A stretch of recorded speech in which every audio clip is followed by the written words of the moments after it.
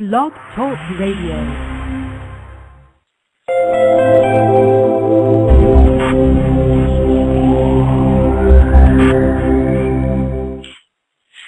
Hey guys, Mike Shanklin here. Today is January 24th, 2011. Glad you guys could join us. I hope you're having a great day.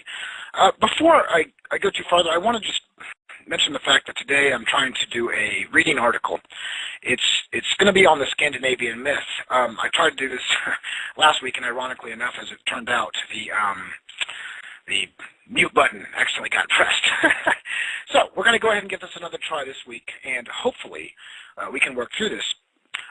Now, the article I have coming up, it's going to be about 25 minutes, 30 minutes, so I'm not going to be able to take any phone calls today. But it's really going to be hammering away on Sweden. Now, you hear all the time, so many people ask me, Mike, every day people are trying to come to me and say, listen, the statism and the socialism over in Sweden is just working fantastic. So why is it that we can't extend this towards everybody? Why can't we have socialism throughout the world? Why can't we just have this, what's supposedly so great over in Sweden and Norway and Finland and all these other regions over in the Scandinavian, Northern Europe regions that have, even places like Denmark, that have really boggled themselves down with government. But we need to look at history and see exactly how it got to where it's at, why it's where it's at, and how things are going to continue to go and what it's looking like, before we just automatically jump to the fact that socialism is working in Sweden. Now, the article I have is written by Stefan Karlsson. It's posted on Ludwig von Mises Institute's website, which is at mises.org. And if you type in mises.org/daily/2259, again, mises.org/daily/2259, you can follow along with me on this reading. But I think it's an important article. I was reading over a bunch of stuff the other day, and I thought this is one of the things that people need to hear. This is something right here that we can make a clip of, and I'm going to put it on YouTube later on, this entire radio show. But people need to hear about the Sweden myth, because so many people are just bought into the idea that sort of statism is working over in Sweden. Statism is not working anywhere. But socialism is basically extreme statism.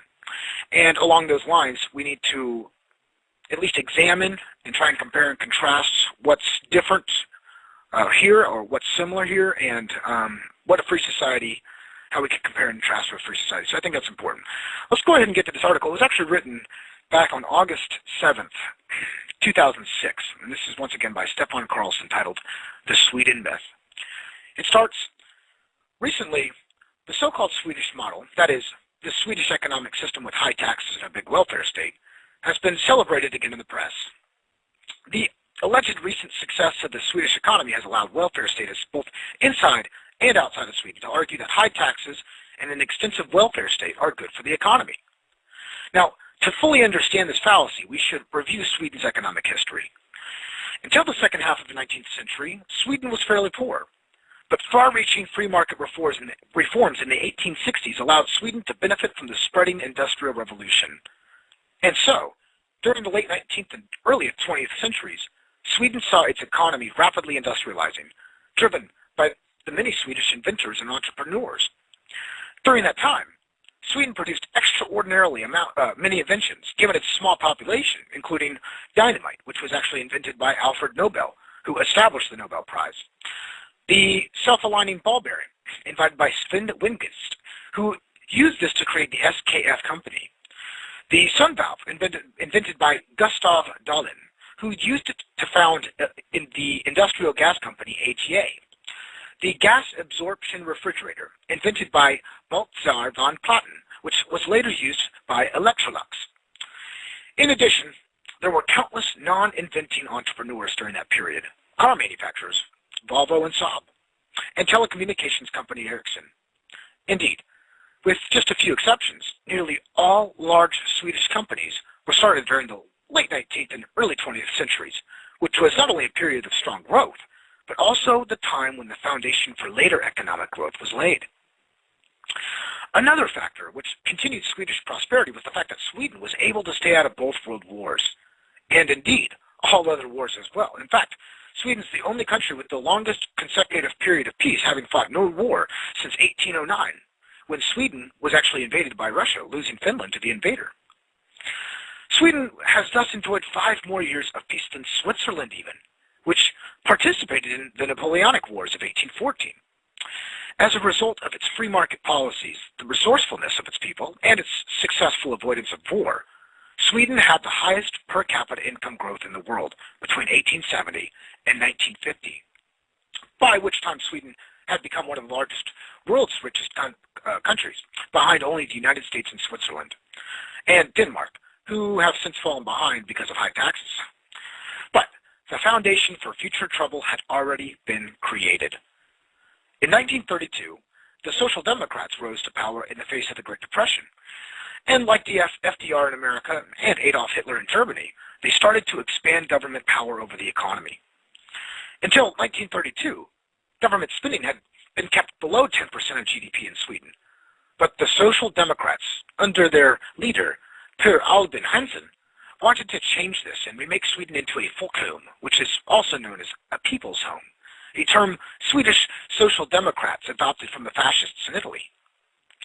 Even in the early 1950s, Sweden was still one of the freest economies in the world, and government spending relative to GDP was in fact below the American level.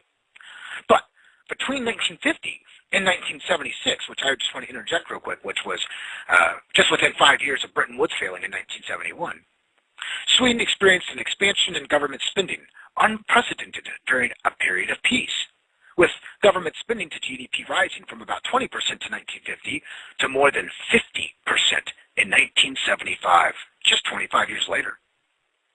Virtually every year, taxes were increased while the welfare state expanded relentlessly, both in the form of a sharp increase in the number of government employees and even more transfer payment benefits. During the first 20 years, this relentless government expansion took place seemingly without ill effect, as Sweden benefited from rapid global growth, although Sweden's growth had already started to slip in relative terms from well above average to just average. This changed in the 1970s after Olof Palme, from the left wing of the Social Democratic Party, became prime minister. Palme stepped up the socialist transformation in Sweden, rapidly increasing anti-business regulations and sharply increased payroll taxes. The payroll tax increases, along with increasing wage demands from unions, made Swedish businesses highly uncompetitive on the global markets, something which Palme decided to solve by devaluing the Swedish krona, which is what they call the dollar in Sweden. As a result, price inflation rose sharply, leading to repeated devaluations. Popular discontent from the economic woes created by the global economic downturn, the massive tax increases, the increased regulations, and the increasing inflation enabled the center-right to come to power in 1976, breaking 44 years of uninterrupted social democratic rule. But because the center-right parties were unwilling to push for more radical free market reforms, the economic woes, including the inflation devaluation cycle, continued. For this reason, and because the 3 coalition parties, the Conservative Moderate Party, the Liberal Party, and the Center Party, were unable to get along, the Social Democrats returned to power in 1982. They immediately implemented one big bang devaluation of 16%, which they claimed would be the last. They had claimed the same thing before, all the previous devaluations, including the 10% devaluation that the center-right government had decided upon the year before. This time, it appears that they actually meant it. But as with the boy who cried wolf, no one actually believed them. Inflationary expectations and thus union wage demands remained very high, and in 1985, the government decided to deregulate bank lending. While this reform was necessary in order to improve capital allocation, it had short-term disastrous side effects given the fact that at the real time, real interest rates were way below zero after tax and inflation. This caused a massive credit expansion, which in turn helped further aggravate consumer price inflation, while also creating a massive stock and real estate bubble. As the exchange rate remained fixed, Swedish competitiveness was quickly undermined. After Palme was killed by an unknown assassin in February 1986, pragmatist Ingvar Karlsson became prime minister. Worried that Swedish growth had trailed most other countries, Karlsson's government implemented a number of free market reforms. Among these were the lifting of all currency controls in 1989 and a tax reform that dramatically reduced marginal tax rates, although they also reduced a number of deductions, including deductions for interest payments. Although these reforms have arguably contributed to improving the long-term economic performance of Sweden, they would contribute to precipitating the economic downturn in the early 1990s. Meanwhile, as the economy started slowing significantly in 1990 after a series of tightening measures, consumer price inflation slowed. With the combination of continued high nominal interest rates, reduced capital gains taxation, and with that reduced deductions for interest payments and falling price inflation, real interest rates started rising significantly, helping to end the asset price bubbles. On top of all this came the oil price shock following Saddam Hussein's invasion of Kuwait and an economic downturn in key trading partners such as the United States, the United Kingdom, and Finland. The end result was that Sweden slipped into a recession in late 1990. As Sweden fell into a recession and its highly cyclical government budget balance started to deteriorate rapidly, investor confidence in the Swedish fixed exchange rate scheme started to deteriorate rapidly. With the currency controls abolished a few years ago, the krona was fair game for currency speculators. Unlike in the past, the government was determined not to devalue, and they deemed a return to strict currency controls as unthinkable. So they had no choice but to defend the currency by raising interest rates. But as the currency speculators knew that these interest rate levels could not be sustained, they renewed their attacks, knowing that their gain from a collapsed economy regime would be far greater than the interest rate levels the risk bank could offer. The end result was that real after-tax interest rates were pushed up into the double-digit levels, after having been negative just a few years earlier. That in turn deepened the recession even further, which actually kind of reminds me of a little bit of Japan. Anyway, back to the article. In the end, though, the fixed exchange rate scheme collapsed in November 1992. The dramatic increase in interest rates and the deep recession had at the same time created a large amount of bad loans, making almost all major banks, in effect, bankrupt. The exception was Handelsbanken, known for its more cautious lending practices. Only after the Swedish government pledged they would bail out the banks with whatever money they needed was a widespread banking collapse averted. All told, the recession became Sweden's deepest by far since the Great Depression, with GDP in 1993 being 5% lower than in 1990, with employment falling more than 10%, and the budget deficit rising to more than 10% of GDP. By then, Sweden had fallen to between 15th and 20th place in the international income comparisons, a decline from which it has never since recovered. After this deep downturn, Sweden had performed much better for a number of reasons. The 20% decline in the value of the krona in late 1992 gave a strong boost to exports. And together with the dramatic lowering of interest rates, this helped kickstart a cyclical recovery in 1993. Moreover, a number of free market reforms implemented during Ingvar Karlsson and conservative Carl Bildt, who was the prime minister between 1991 and 1994, had helped raise the structural growth potential of the Swedish economy. Apart from already mentioned reforms of reduced marginal tax rates and abolished currency controls, deregulated bank lending, and significantly lower inflation, this included privatizations of several state-owned companies and deregulation of several key sectors, including the retail sector, the telecommunications sector, and the airline industry. Also, when the massive budget deficit was eliminated, even the Social Democrats realized the need for deep spending cuts, which together with the typical cyclical decline in the burden of spending during booms helped reduce extremely bloated burden of government spending somewhat. Now, all of this has helped Sweden recover in relative terms from the stagnation of the 1970s and the 1980s and the deep economic downturn of the early 1990s. It is this relative recovery that is now seized upon by the Social Democrats and their sympathizers inside and outside of Sweden when they claim that the Swedish model of high taxes and a big welfare state is successful. Yet, as should be clear, the relative improvement in performance is not due to high taxes, lower now than previously, but to free market reforms. The reason Sweden no longer trails the rest of Europe is that these reforms, which have not been implemented in most continental European countries, have made the Swedish economy relatively freer. And even with these reforms, Sweden has not, in fact, performed better than the rest of Europe. While headline GDP growth has been slightly higher, this advantage disappears when taking into account that Sweden's terms of trade have deteriorated significantly.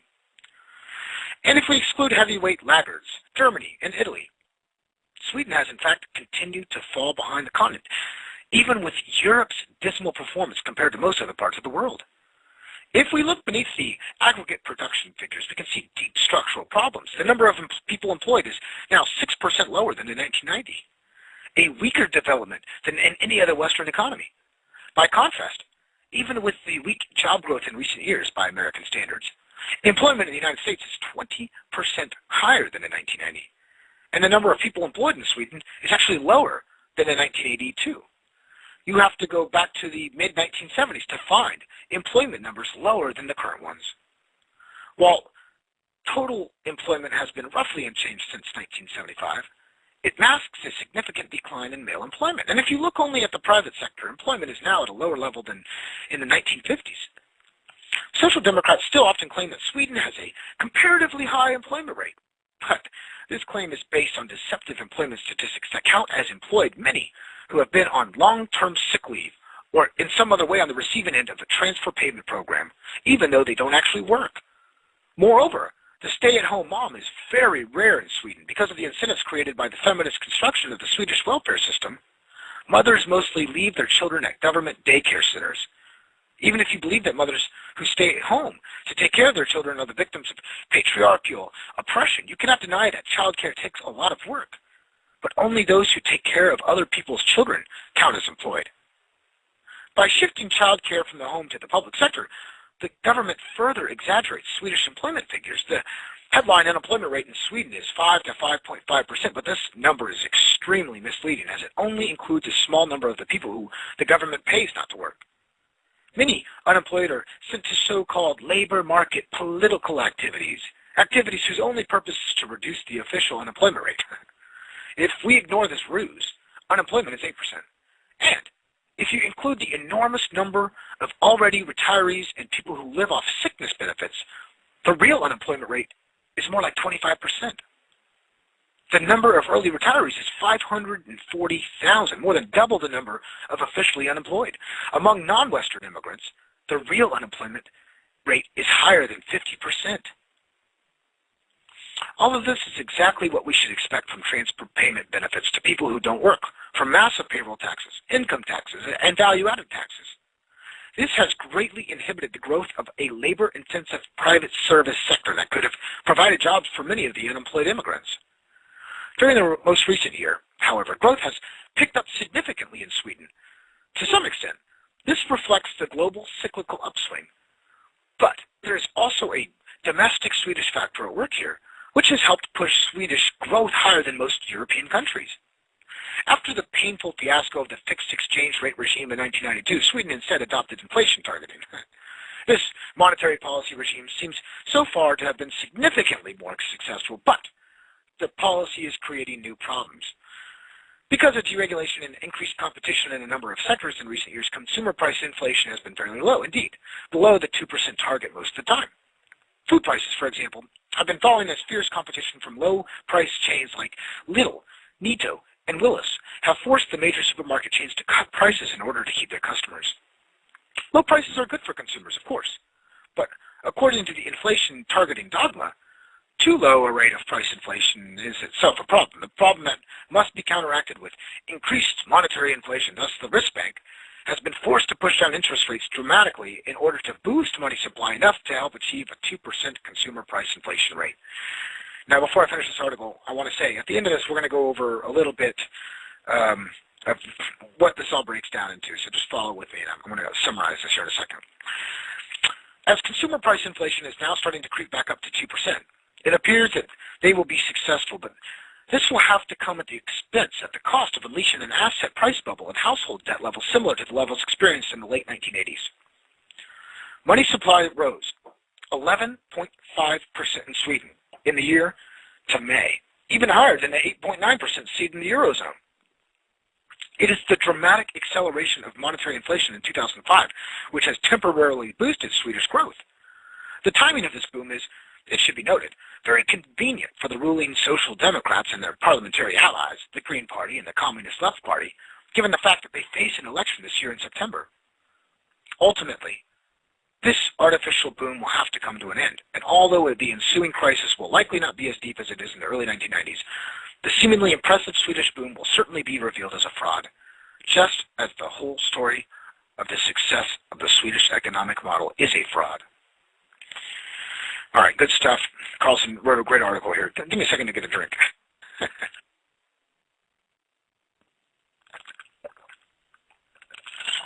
All right. Throat was a little dry there. So, going back to the article now. One thing I think is important to take away from this, so let's just break this down for a second here, because I got about 7 minutes left.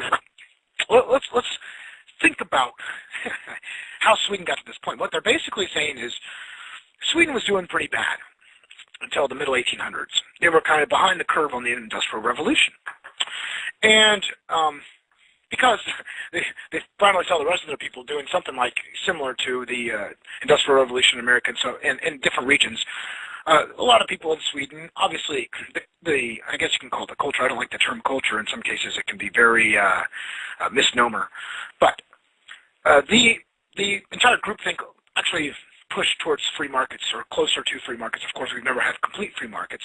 It's never happened ever, but they obviously wanted more freedom. And so they, ironically enough, which is very rare, elected somebody who was actually going to bring about more free market reforms in the 1860s. And so they got to come in late on the Industrial Revolution. They got to bask in much of the production that was going on at the time. And this is where, as it states in the article, in the late 1800s, early 1900s, even most of the Swedish companies today, they're still around. They were actually created then, back in the day when it was freer markets. And what's happened over time, slowly and surely, actually, this is just another part of the incrementalism, is that over time, the people continually put a price setting. They continually answer for a protectionist need for lobbyists. They continue to slowly grow the system. The coercive public sector, that is, not the private sector. They've been slowly pulling back the private sector. In fact, they're taking money from the private sector to fund all this. And just like in America, they have monetary and fiscal policy pressures. So their monetary policy obviously went through some inflationary pressures as well. Maybe not as bad as Zimbabwe. They didn't just start throwing zeros onto their dollar bills, but obviously Sweden had a monetary system that was based around fiat currency. It explained how even after 1976, or was it the 80s, when the Socialist Democrats got back in power, and I'm not trying to say that the right is really that good in Sweden. They're all statists to me. They're all backing up a coercive sector, but the point being, they still practice inflationary monetary policy. And you can see all the different side effects and the symptoms that it arose off of that. And that brings me to my main point here. And that is the Austrian theory of the business cycle. The Austrian theory of the business cycle dictates that all these cyclical problems we have, from the booms to the busts, from the rises to the falls, from the tops to the declines, every single part of that is actually induced and created, at least exaggerated, and expounded on through monetary interest rate manipulation, through intervention, through monetary policy. So what happens is setting interest rates is basically what allows us to see how much money will either be flown into the market, means created, or how much will be contracted and pulled back into the system. So when they lower interest rates, which is what they usually try to do, it sends a signal out to the banks and it says, listen, come on over here, we're going to lend you money real cheap from our central bank. They've basically nationalized money, just like they've nationalized healthcare. Just like they've nationalized healthcare. It's no different. In fact, it's much worse. Because once you can control the monetary supply, you have much more control than just controlling a breathalyzer. I mean, let's be honest here. You control almost every waking aspect of life. And this is why so many of the Austrians hammer away at monetary policy as being the evil head, the evil beast that we must behead. Because without getting rid of monetary policy, and personally I believe you have to end statism to get rid of monetary policy. I don't know which one's going to come first. We're going to get rid of the monetary policy or we're going to get rid of statism first. I personally believe that with coercion, that's the true root of everything that we are experiencing. Of course, not every individual murder. Well, I guess he did use coercion against his neighbor.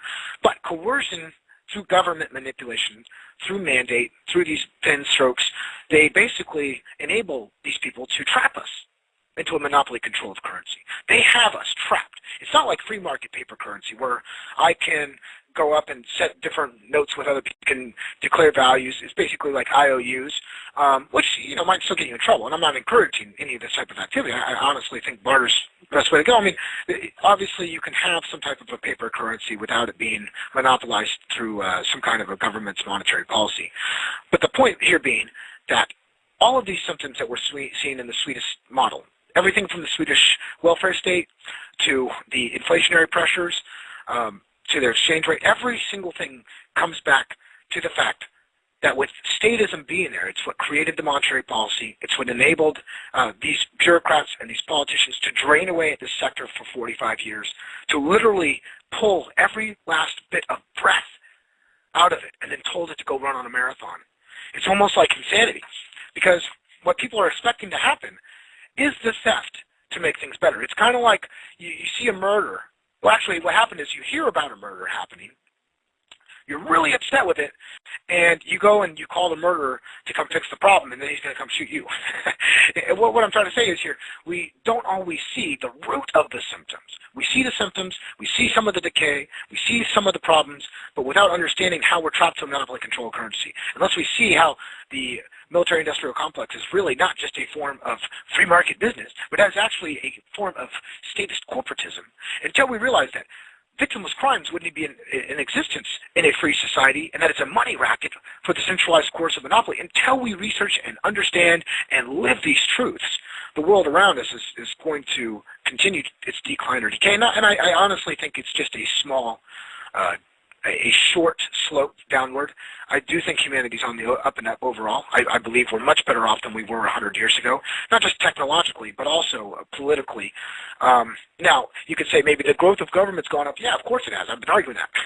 But what I'm talking about is, over time, 350 years ago, we literally still had monarchs that a lot of people were living in. And I know there's North Korea, and I guess you could say everything comes back to an oligarchy of some type. There's no such thing as a true monarch. Even Kim Jong-il, even Hugo Chavez has his administrators and his boards, the backroom dealers. I understand all that. But coercion is the root of every single thing that we're experiencing today. And until you eradicate the coercion, you're going to have the money problems through central banking. You're going to continue to have the prohibitions. You're going to continue to have the large-scale wars. And there is no such thing as utopia. People are like, well, you're going to go for utopia, Mike. It's just not possible. Well, no, I'm not going for utopia. I'm just going for something better. There is no such thing as utopia. I admit that. Most people can't. And in fact, when I talk to the statists, most of them say, "Oh, no, we can have all these people and economic equality all around." They really believe that the political system is there to enforce the people's message, and it's not. That's just a lie to get power from a few oligarchs who end up keeping it, and then they end up conditioning us into believing that it's a state of nature that we must always coexist in, and that it's a part of nature. And it's quite the opposite, actually. It's kind of like a form of human abuse, at least of the brain, in my opinion. And I think it's something that needs to be eradicated. And until we get away from the idea that Sweden and the Scandinavian models and all these other myths that the statist and socialist and fascist networks are bringing us prosperity and peace are debunked, we're just going to continue to experiencing these problems. So all we can do is educate others, and that's why I started at voluntaryvirtues.com. Guys, head over to voluntaryvirtues.com. Got share buttons all over the website, tons of articles. I even have a tag cloud for you. So share that information. We need to get this information out there. This article will even be up on the website within the next hour and a half. So, guys, I want to thank you for your time.